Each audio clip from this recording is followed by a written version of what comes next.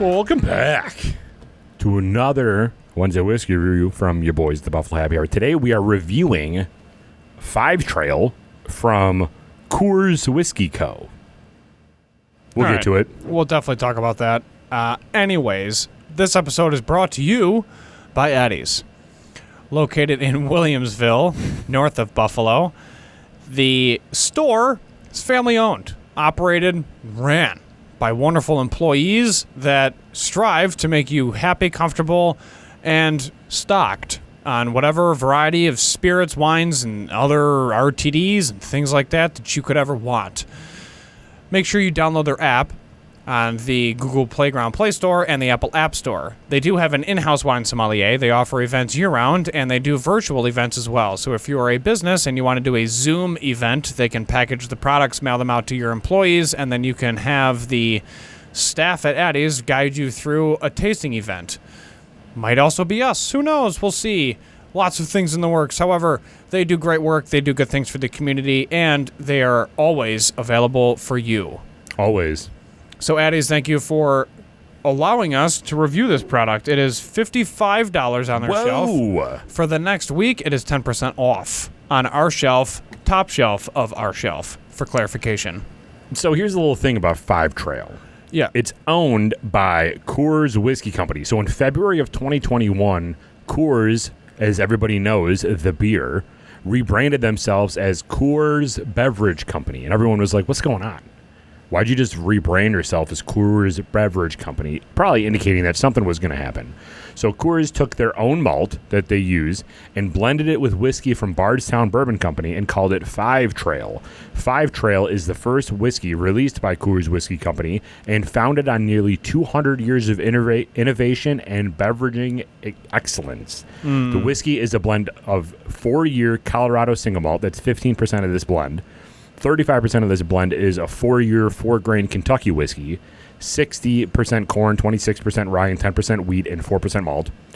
45% of this blend is a 4-year wheated bourbon from Indiana, which is 51% corn, 45% wheat, and 4% malt. And then the remaining 5% of this blend is the 13-year Kentucky bourbon, which is 74% corn, 18% rye, 8% malt. All of that is proofed down with Rocky Mountain water. Talk about it. I just did. So, I'm interested in this because It's 95 proof. I hate Coors beer. And it's 95 proof, 47.5 ABV, and it's proofed down with Rocky Mountain water. So is that just weak water, or what is this? No, they what is probably this coming out at? I mean, it has to come out of the still no greater than 125, or it has to go into the barrel no greater than 125. So I'm assuming they're just proofing it down to, they just proofed it down to 95 proof. That's it. Well, yeah, So they just didn't add a ton of water. get that, Derek. Just trying to figure out how much lure they used. Yeah, not a crazy amount, but I'm interested. You know, there's a phrase when it comes to tasting buds. Here we go. Is that your tongue can't depict extreme flavors. So the worst beer markets themselves as cold as the Rockies, if you get what I'm picking up. So I'm hoping that their whiskey is better than their beer. It should be. For $55, 55 bones, bro, this should be good. Well, let's pop her out. Let's review this label branding, though, first. Well, you can... Part of the label branding is the opening experience. As their Coors beer? Don't start with the mountains. Yeah, the Rocky Mountains is used on their beer cans, and they turn blue to let you know the beer is cold. Wonderful idea. You know where my heart lies. Hello? Nothing like a bunch of good PBR. We should still review their whiskey. I do like this, though. They have a twist off. That's cool. It's good. It's fine. I'll handle the garbage. It's fine. The garbage is over by you, so a little perforated label like that. You can stick the nail right in there, and then... Nice sound. Synthetic cork. Synthetic cork. Fail. Get docked. Return it. All right, so... Ship it back. 5 Trail. The picture on the front, it's a gray, black, and white, like a negative photo of the Rockies, which is kind of cool. The label is in a distinct shape, which is also pretty sweet. It's not just like a rectangle or a square or something like that. It has gold hints to it. It has obviously all the required information on it. The bottle isn't necessarily like specific to them, so I'm gonna have to dock them on that. It looks like they just got a regular bottle and just put their label on it, so I'm not a huge fan of that. In the back just has the story and all the required information, so it's nothing like blowing you away from a bottle standpoint, but the label's cool, so I'm gonna maybe go B+. B+ is fine. I agree. All right, let's pour this bad boy out and see what we got here. All right. Responsibly, of course. Tasting pour. All right. I feel like this looks really good on a shelf. If you can put the thing back in. Dude, I'd muscle that one down. All right, maybe I need a little bit more because I can't really smell too much right now. Either that or I'm just not. Ooh, it's mellow. I smell a lot of corn. It's like I know what the mash bill is. But it's very corn-esque on the nose. And then you get a little bit of the, like the honey, touch of vanilla, a little bit of leather. Oakiness, a little spiciness. Yep.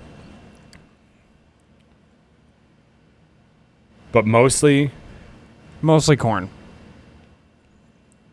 Nose on this is intriguing. Mostly corn, hay, and a little honey. Yeah. To me. Yeah, I agree with that. I agree. It makes you want to sip it. This is what's tough about whiskey. I get so excited to drink it that when I have to sit here and go through this whole process, I just get anxious and antsy because I just want to start chugging. And then I remember 95 proof, settle down. It smells hot too, though. It does. I swear, if they just proofed it up so high because it tastes bad, I'm going to be very mad. So let's dive. So nose, what are we grading it? B? I'm fine with that because I really want to dive into the initial taste on this. Right, initial taste.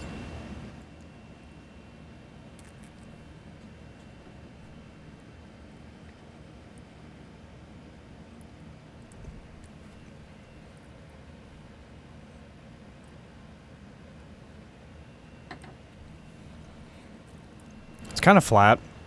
Burns your tongue. Singes the tip of your tongue. Hug. Yeah, the burn encapsulates your entire mouth. Like, you can feel it in your gums if you swish it around. Like, you can feel it in your mouth. It tingles everything. Pause. You started this, now you have to live with it. Respect.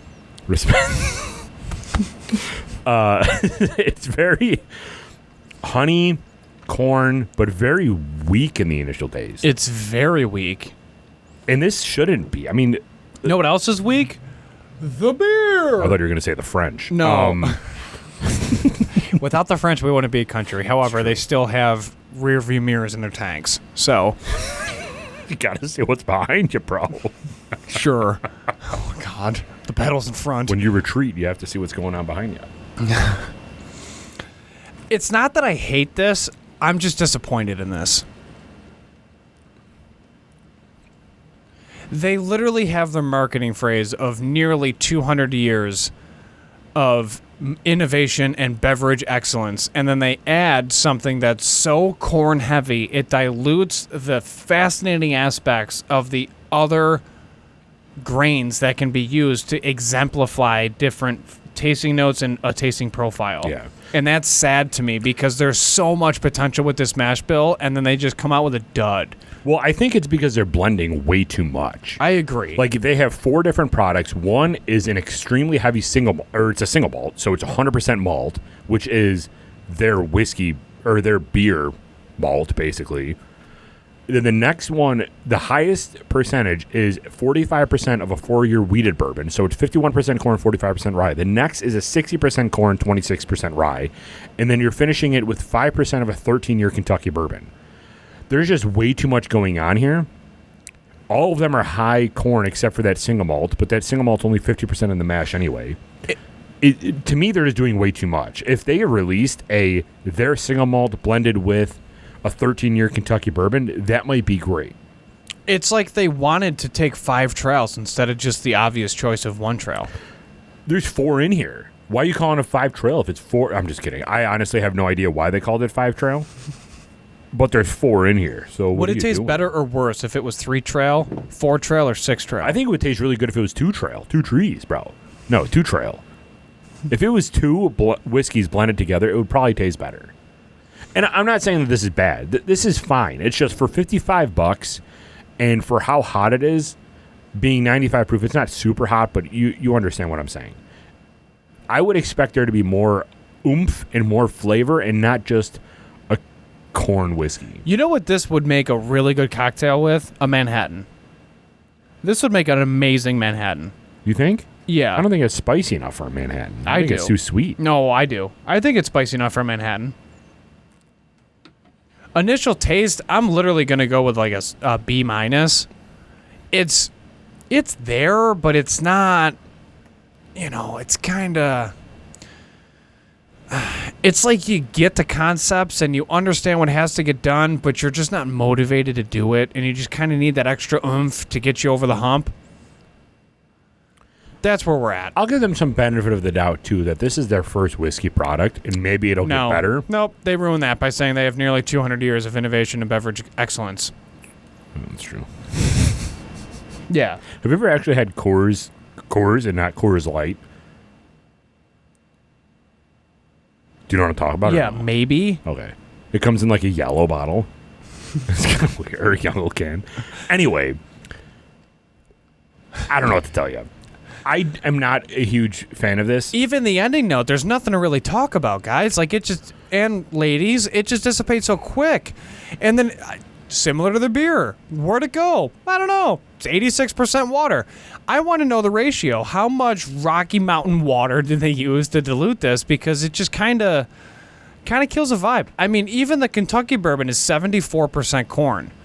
Then they have Indiana corn at 51%, and then they have the 4-grain Kentucky corn at 60%. It's so corn heavy, it's like Jolly Green Giant corn waiting for some little extra scoop of some butter. I just don't understand what's happening here. I struggle to rate this higher than a B- essentially anywhere, and I'm sorry. I just don't know what else to say about that other than what I just said about that.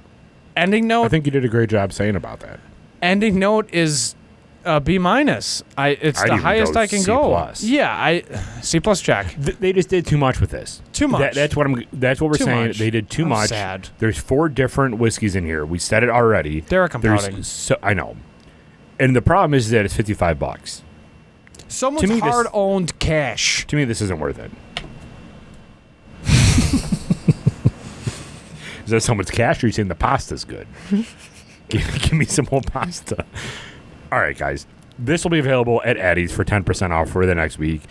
If you got money to spend and you want to try Coors' first whiskey, go for it. I just don't think it's very great.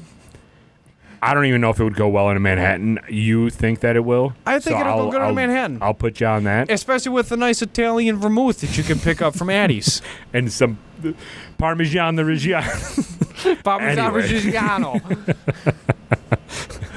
Thank you all for joining the debacle of the Windsor Whiskey. Regarding this whiskey, though, forget about it. We'll see you next week. No, we got to do an ending or final rating first. We do a final rating. Forget about it. Final rating, Derek. Give me that countdown. 3, 2, 1. 74. 75. Nope. 0.5? Easy. 6. 76. There you go. 76. All right, everybody. We'll see you next week. Remember, the tagline's from Derek. I got to end it. He starts it. I don't know. Try it. Don't try it. I don't care. Please remember to always drink responsibly, be a good person. And Michael. Do not litter. We're out.